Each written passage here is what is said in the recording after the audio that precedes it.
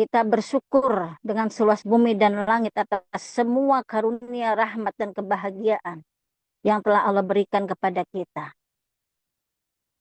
Salawat dan salam kita sanjungan kepada baginda Nabi besar Muhammad Sallallahu Alaihi Wasallam, kepada keluarganya, kepada para sahabatnya, kepada tabi'in tabi'atnya, dan sampai kepada kita sekalian. Amin ya Rabbal Alamin. Ibu, bapak, para pecinta kesucian jiwa dimanapun berada. Dalam sejarah perjalanan umat manusia, banyak yang Allah takdirkan menjadi orang-orang besar. Bukan besar badannya, tapi besar ketokohannya, besar kekuduahnya, besar suri tauladannya untuk dijadikan contoh buat kita semua. Allah jadikan mereka para nabi. Allah menjadikan mereka para rasul. Allah menjadikan mereka nabi plus rasul. Jumlah nabi 124.000. Jumlah rasul 313. Dalam riwayat Ahmad dikatakan berjumlah 315. Dan nabi plus rasul berjumlah 25 orang. Kemudian di kalangan manusia ada yang bergelar jadi pahlawan. Ada yang bergelar jadi tokoh pendidikan, tokoh nasional, tokoh bisnis, presiden, menteri, dan lain sebagainya. Ini supaya kita mempelajari bagaimana mereka bisa meraih itu. Dan apa yang mereka lakukan sehingga Allah memberikan mereka karunia tersebut. Dan yang di hadapan kita pada saat ini, orang besar itu adalah seorang sufi agung, yaitu Pangersa Syekh Muhammad Abdul Ghaus. Tentunya di diri beliau ada banyak sekali yang harus kita contoh. Di antaranya yang menjadi salah satu sifat atau syarat menjadi Syekh Mursyid adalah menjadi siddiq. Artinya orang yang jujur, orang yang benar. Dan kepemimpinan Kangjeng Nabi Muhammad SAW juga mempunyai 4 sifat yang mendasari kepemimpinan beliau. Dalam memimpin umat, yang pertama adalah as-siddiq, yang kedua adalah fatonah, kemudian tabligh. Ya. Ada 4 sifat. Nah, maka Abah memberikan pelajaran kepada kita dalam bulan ini, bulan Syahrul Rajab, bulan yang mulia, dengan baro'atun minan nifaq. Artinya apa? Bebas daripada kemunafikan. Ternyata di dalam Kamus Besar Bahasa Indonesia, lawannya siddiq adalah apa? Kizib, artinya orang yang pembohong, orang yang berdusta. Ini peringatan buat kita, jangan sampai kita mempunyai atau disifati oleh sifat an-nifaq. Maka Abah membariahkan atau membebaskan kita daripada sifat munafik. Karena Rasulullah SAW wa ashabahu yubra'una minan nifaq wa amaruna an nabriya minhu. Rasulullah SAW dan para sahabatnya dibebaskan dari sifat nifak. Dan Rasulullah memerintahkan kepada kita supaya kita juga membebaskan diri daripada nifak. Abah sih langsung saja ini to the point di dalam kitabnya. Wadailu syuhur, bahwa obat daripada nifak adalah zikrullah. Man aksara zikrullah faqad bari aminan nifak.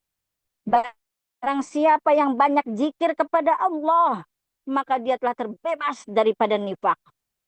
Tuh hebatnya Abah tuh begitu. Ada penyakit langsung dikasih obat. Nah, selain zikir ada juga satu sifat yang menjadi lawannya, yaitu apa? As-siddiq.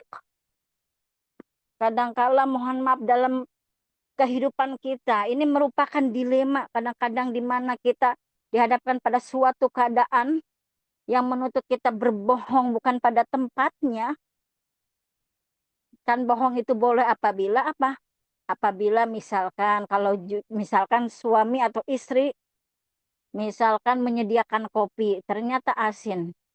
Ini eh, Sayyidatuna Aisyah pernah ya kan membuatkan air, kemudian ya semacam teh atau kopi, ternyata salah memasukkan. Yang dimasukkan bukan gula tetapi garam, milh. Akhirnya apa?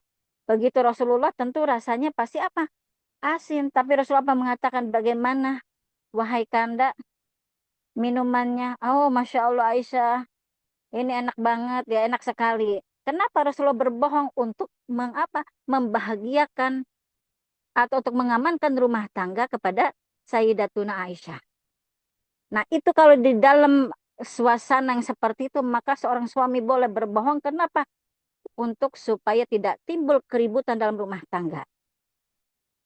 Maka supaya kita tidak tersifati oleh sifat nifak, maka kita perlu memperdalam tentang as-siddiq itu. Apa itu as-siddiq? Maka orang yang selalu as-siddiq atau berkata benar, maka dia akan terkenal sebagai lisanus sidqi. Betapa pangersa Abah terkenal dengan lisanus sidqi. Qulil haq walau kana murran. Kita sering mendengarkan perkataan Abah. Qulil haq walau kana murran. Pahit ya. Tapi Abah selalu mengatakan. Akhirnya banyak timbul viral. Yang kita kalau kita dengar, kita lihat itu sakit hati. Kenapa? Karena guru kita dihina. Tapi Abah mengatakan qulil haq walau kana murran. Itulah yang disebut as-siddiq. Itu salah satu output daripada sifat sidiknya pangersa Abah Allah. Maka ini harus ditular, harus kita apa? Contoh.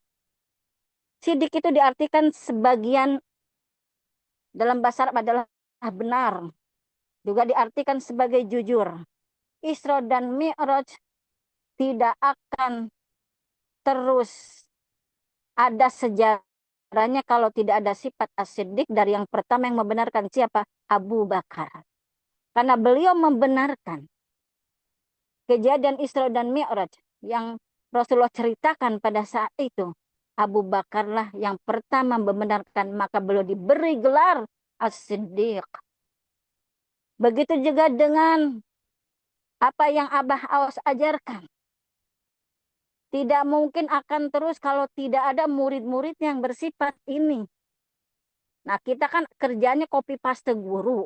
Kalau guru bersifat as-siddiq, maka kita juga harus punya sifat as-siddiq. Allah berfirman di dalam Al-Quran surat At-Taubah ayat 119. Bismillahirrahmanirrahim. Ya ayyuhalladzina amanu taqullaha wa kunu ma'as-siddiqin. Hai orang-orang yang beriman, bertakwalah kepada Allah Subhanahu wa taala dan hendaklah kamu bersama orang-orang yang benar. Rasulullah juga bersabda dalam hadis, seorang hamba senantiasa berbuat benar dan selalu benar sehingga ditulis di sisi Allah sebagai orang yang benar, dan seseorang senantiasa berbuat bohong dan selalu berbohong sehingga ditulis di sisi Allah sebagai pembohong. Kebohongan apabila dikatakan 1 kali, 2 kali, 1000 kali, maka orang itu akan tercap sebagai pembohong. Al-Kadzab. Nah, pembohong itu lahir dari apa? Dari sifat munafik. Sifat munafik merupakan salah satu penyakit di kalbu kita. Makanya kita diberi apa? Zikir. La ilaha illallah. Nah, di latifatul qalbi itu menghapus nifak. Menghapus output atau hasil daripada yang dihasilkan oleh sifat nifak itu. Ini perlu menjadi perhatian karena betapa banyak orang berbohong tanpa terasa dan juga menjadi muhasabah buat kita. Oh, ternyata gampang sekali berbohong. Padahal ini sangat apa? Sangat menunjukkan kepada kemunkaran. Ya, bahkan nantinya kepada fasik. Fasik itu pagi edan, siang eling, sore edan, malam iman. Seperti umat Yahudi pada waktu dulu ketika membangkang kepada perintah Nabi Musa alaihissalatu wassalam. Sehingga mereka meminta melihat Allah dengan jahrah, dengan nyata, baru mereka akan percaya lagi. Kenapa? Karena fasik. Mereka melanggar perintah Nabi Musa alaihissalatu wassalam. Mereka melanggar kepada perintah pemimpin mereka, Nabi Musa alaihissalatu wassalam. Nah, untuk membedakan antara orang munafik dan juga orang beriman, ini adalah sifat as-siddiq. Perbedaan penghuni surga dan neraka adalah as-siddiq. Jadi kalau tidak ada siddiq, sungguh merugi. Bahkan jangan sampai kita tercap oleh Allah sebagai orang al-kadzab. Bahaya, ini berat sekali. Kenapa? Karena Allah menyamakan orang munafik dengan orang kafir. Sebagaimana firmankan di dalam Al-Quran surat At-Taubah ayat 68. Bismillahirrahmanirrahim. Wa'adallahul munafiqina wal munafiqati wal kuffara naro jahannam. Allah menjanjikan. Wa'ada di sini bermakna ancaman. Allah mengancam orang-orang munafik. Baik itu munafik laki-laki maupun perempuan dan orang-orang kafir dengan neraka jahanam. Di sini ada kesamaan kedudukan. Ini menjadi perhatian buat kita. Ternyata orang yang munafik sama derajatnya dengan orang yang kafir. Sama-sama dimasukkan ke dalam neraka. Fidarkil asfal. Ini perlu menjadi kehati-hatian buat kita. Siddiq itu adalah kesesuaian antara hati dengan lidah. Dohir maupun batin sama. Hati bilang B, mulut juga bilang B. Kemudian perbuatan juga menunjukkan B. Kalau ada yang beda, hati-hati, berarti itu salah satu apa? Munafik. Salah satu output daripada sifat munafik. Ustadz Al-Syekh berkata, siddiq adalah tiang dari semua perkara. Dengan siddiq perkara itu akan menjadi sempurna. Dan akan menjadi perkara yang akan menunjukkan kepada keadilan. Dan mengeringi derajat kepada yang lebih tinggi. Makanya fi maq'adi sidqin. Dari mana itu fi maq'adi sidqin? Asalnya itu berasal daripada as-siddiq. Setiap yang dilakukan adalah kebenaran. Itulah orang yang siddiq. Siddiq adalah ruh amal. Timbul keikhlasan itu dari siddiq. Kalau kazab tidak mungkin ikhlas. Pasti kesananya ria. Coba kalau orangnya jujur, benar, kesananya ikhlas. Sudah ikhlas apa? Nothing tulus, tidak mau apa-apa. Bukan siapa-siapa dan tidak ingin apa-apa. Dan tidak mau apa-apa. Maka ini adalah ruh amal. Dan poros dalam segala keadaan. Pintu orang-orang yang hendak menuju tempat Allah. Kenapa? Karena seorang syekh mursyid, seorang nabi rasul, itu siddiq itu menjadi apa? Menjadi syarat atau menjadi sifat wajib bagi mereka. Makanya kalau sodik dengan siddiq apa artinya? Nah, kalau siddiq itu orang yang selalu berkata benar, berkata jujur ya. Kalau sodik, nah itu berarti orang yang berkata benar. Nah, tapi kalau siddiq berkata benar, jujur dalam segala keadaan, dalam segala situasi apapun, itu selalu benar. Artinya selalu apa? Lisanus siddiq atau lisanus siddiqi. Maka orang-orang yang siddiqin, Allah samakan kedudukannya dengan al-asyakin. Apa itu asyak? Asyak itu artinya rindu. Orang yang selalu dipenuhi dengan kerinduan kepada Allah. Orang yang sedang mabuk asmara kepada Allah. Kenapa? Karena apa-apa yang dilihat adalah kebenaran. Maka Siti Jenar tidak melihat apapun kecuali Allah Subhanahu wa taala. Maka orang yang siddiqin juga begitu. Kenapa dia bisa bersifat benar? Karena dia ingat kepada Allah Subhanahu wa taala. Maka dia selalu katakan kebenaran di segala keadaan apapun. Di tempat manapun, bagaimanapun keadaannya. Yang dilihat hanyalah Allah Subhanahu wa taala. Bukan ketakutan dan bukan apapun yang ada di dalam dirinya. Tapi hanya apa? hanya ingat kepada Allah, jangan sampai berbohong. Sifat bohong ini adalah merupakan suatu aib atau penyakit hati yang ada di dalam diri manusia yang harus dibersihkan. Makanya luar biasa manusia telah dibagi Allah menjadi orang-orang yang siddiq. Maka orang-orang yang siddiq ini dimasukkan ke dalam surga bersama siapa? Bersama para nabi, para rasul. Orang yang munafik masuk jahanam bersama siapa? Orang-orang yang kafir. Itulah kesamaan derajat ya, yang diberikan oleh Allah ketika masuk surga dan orang-orang munafik ketika masuk neraka.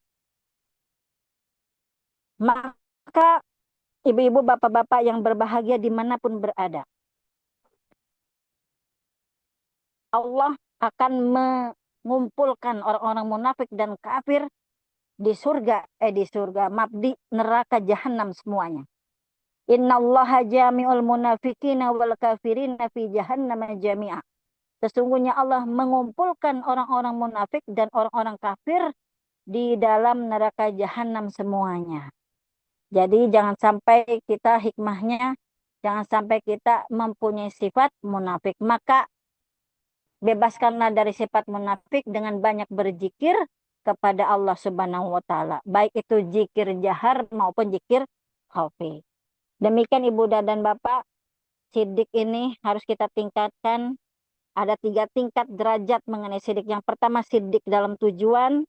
Yang kedua tidak mengangan-angankan kehidupan kecuali kebenaran. Dan yang ketiga sidik dalam mengetahui sidik. Artinya kita harus melakukan kebenaran, berkata jujur dimanapun berada. Terima kasih. Saya rasa cukup sekian. Wabillahi taufiq wal hidayah. Wassalamualaikum warahmatullahi wabarakatuh.